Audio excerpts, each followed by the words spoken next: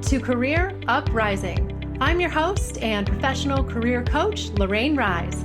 Join me as I guide you through an amazing journey of self-discovery and empowerment. If you are looking for work, changing careers, or stuck in a toxic job, then this is the show for you. I offer both practical and spiritual guidance to help you up-level and advance your career.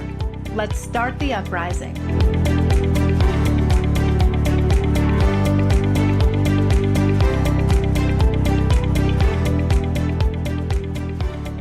Hey everyone, you are listening to episode 106. You have to be willing to fail.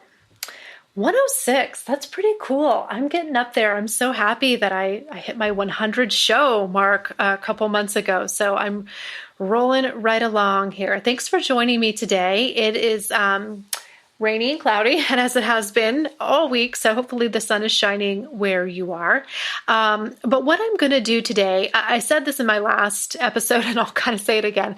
I am not as prepared as I would like to be. It has been very hard for me to find the time to do these shows, but I'm committed to it, and I really want to. So today's episode might be a little bit shorter. I've got just a short, powerful, motivational message that I have had swirling around in my head for a while. So I'm just going to kind of get right to the point.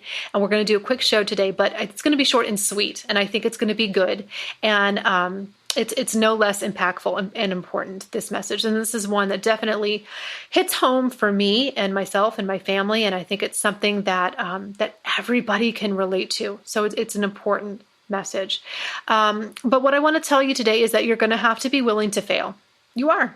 You're going to have to be willing to fail in order to succeed in life. And I know you've heard that before. It's not a new concept. I didn't make it up. It's probably really cliche, actually. But the reason that you're hearing it so much is because it's true. You have to be willing to fail in life. And if you're not, then that's what's holding you back. Ironically, I know it seems ironic, but the not wanting to fail is actually what's keeping you from being successful. Sounds weird, I know, but it's true. That's how life works. And the kind of failure that I'm seeing a lot of people be afraid of right now is just making choices and taking risks in their career. We tend to make excuses, talk ourselves out of it, say we're too old or it's too hard, but that's just the voice in our head. It's not a truth, all right? So things like maybe choosing between two job options and worrying about making, quote, the wrong choice. That's definitely something that I've helped people through. All that comes down to is a fear of failure. Or maybe wanting to change to a new career path, but you're holding yourself back and making excuses for why you can't do it. That's just fear of failure. And what you're going to find is that when you remove the fear of failure, it takes all the pressure off of you and you actually can see clearly and make a good choice. Amazing. It was actually the fear that was holding you down, not the choice itself. See, and that's the problem. We think it's the choice that's holding us back. It's not. It's the pressure you're putting on yourself for labeling it right or wrong or a mistake or a failure. When you take that away, you free yourself to simply choose what you want. I want you to try that. I think we also have to recognize that this whole fear of failure is completely normal, and it's okay to feel this way. But I want to encourage you to realize that you shouldn't be making a decision out of fear or doubt. That's the worst place to make a decision from.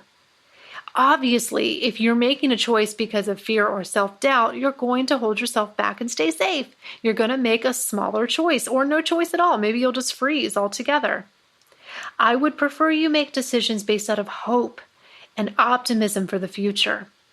That's when you're going to make your best decisions, when you're in a more positive state of mind, free from the self-imposed pressure to make the decision in the first place.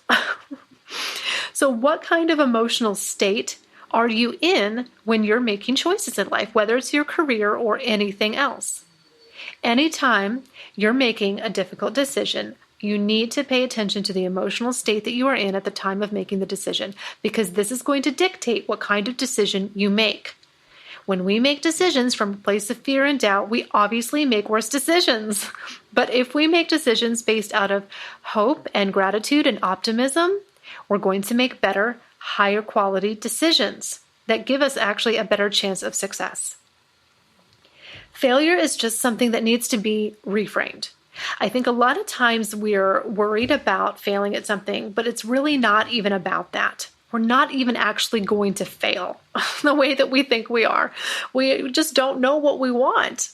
Being afraid of failing and not knowing what you want in life are actually two really different things, but I think we get them confused.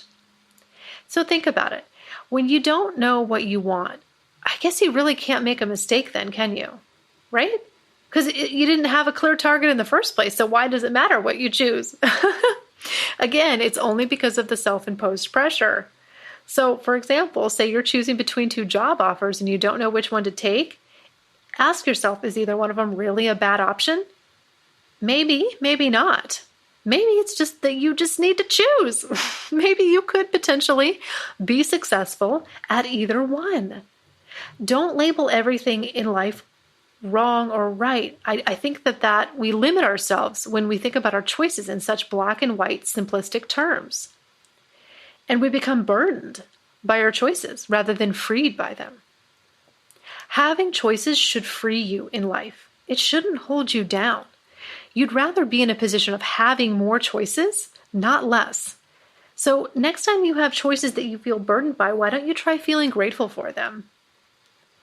Why do we burden ourselves by having choices? We end up resenting them. We resent the fact that we even have to make the choice in the first place. But isn't the most important thing that you have the choice? What if you had none? What if you had no options? I think then you would really feel stuck and you would really resent that. How crazy. Believe me, you'd rather have choices in life than not. I have created plenty of courses and programs and different offerings in my business that have flopped and gone nowhere. Okay? I have taken jobs in the past that have totally fizzled and didn't work out after just a few months. And I either got fired or laid off or whatever. Believe me, I've been there. But I love each and every one of those experiences because I learned so much and it's shaped me. It's become part of my story. And I wouldn't change it for anything. In fact, that reminds me of another episode that I did not too long ago, maybe a month or so, called Embracing Your Career Story. Please go listen to that one as well. I think that's a great companion to this show. A lot of my teachings really kind of blend together. There's a lot of themes and a lot of trends. I hope if you've listened to this show, I hope you've noticed and heard those because I hear them. I do feel like I say a lot of the same things over and over, but that's not necessarily a bad thing. We all need that reinforcement, and a lot of these messages are linked together.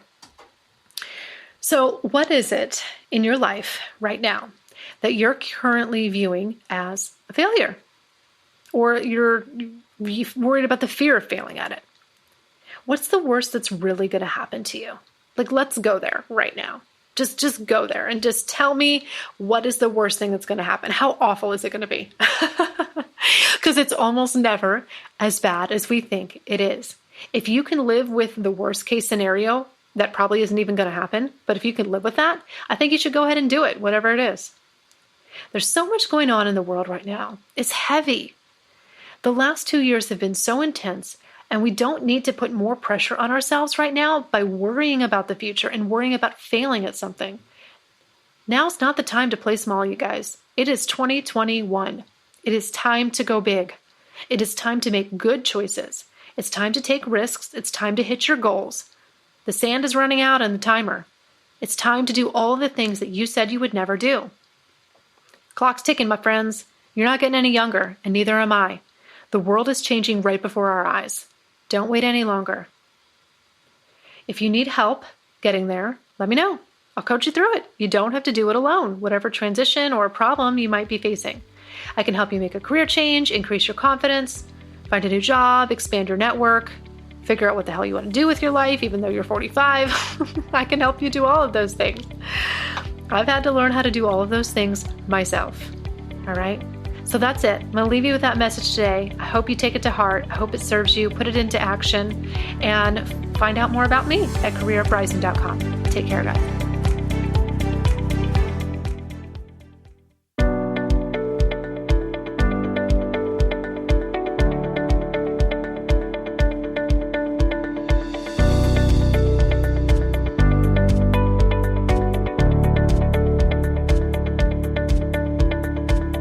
That's it for today's show. Thank you so much for listening.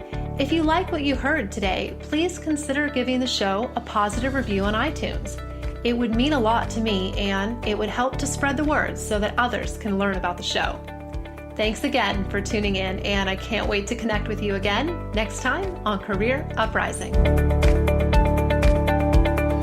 This show was brought to you by InflowRadio.com, the best curated talk radio network for personal development, wellness, spirituality, and conscious business.